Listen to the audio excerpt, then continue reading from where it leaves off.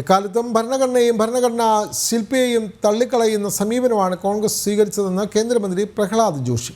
ഭരണഘടനാ ശില്പി doctor BR. അംബേദ്കറുടെ സംഭാവനകളെ ഉയർത്തിക്കാട്ടിയുള്ള സംവിധാൻ ഗൗരവ് അഭിയാൻ പരിപാടി തിരുവനന്തപുരത്ത് ഉദ്ഘാടനം ചെയ്യുകയായിരുന്നു കേന്ദ്രമന്ത്രി.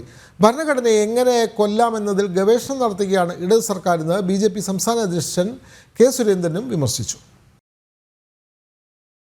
രാജ്യത്തെ ഭരണഘടനയുടെ വാർഷികം വിപുലമായ പരിപാടികളോടെ BJP ആഘോഷിക്കുകയാണ്. ഭരണഘടനാ ശില്പി ഡോക്ടർ ബി.ആർ. അംബേദ്കറുടെ സംഭാവനകളെ ഉയർത്തിക്കാട്ടിയുള്ള സംവിധാൻ ഗൗരവ് അഭിയാൻ തലസ്ഥാനത്തും തുടക്കമായി.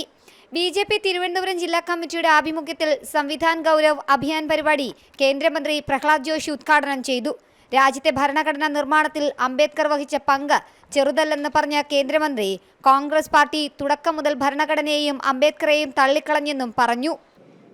Congress deliberately, with malicious intention, Congress party deliberately they insulted Dr. Baba Saheb Ambedkar repeatedly.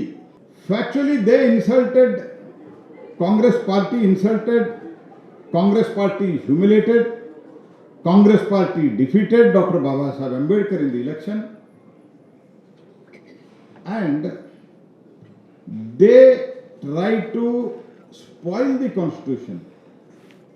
They try to overturn the constitution, but they are trying to allegate against us. ഭരണഘടനയെ പറ്റി വാദോരാതെ സംസാരിക്കുക, ശേഷം ഭരണഘടനയെ കൊല്ലുകയാണ് കേരളത്തിലെ സർക്കാർ ചെയ്യുന്നത്. ഭരണഘടനയെ സർക്കാർ തന്നെ കുഴിച്ചുമൂടുന്ന സംസ്ഥാനം കേരളമാണെന്നും BJP സംസ്ഥാന അധ്യക്ഷൻ കെ. സുരേന്ദ്രന്റെ വിമർശനം. ഭരണഘടനയെ ദുരുപയോഗം ചെയ്ത ആദ്യ സംസ്ഥാനം കേരളമാണെന്നും കെ. സുരേന്ദ്രൻ. യഥാർത്ഥത്തിൽ ഭരണഘടനയെ സർക്കാർ തന്നെ കുഴിച്ചു മൂടുന്ന ഏതെങ്കിലും സംസ്ഥാനം ഇന്ത്യയിലുണ്ടെങ്കിൽ അത് കേരള സംസ്ഥാനമാണ്.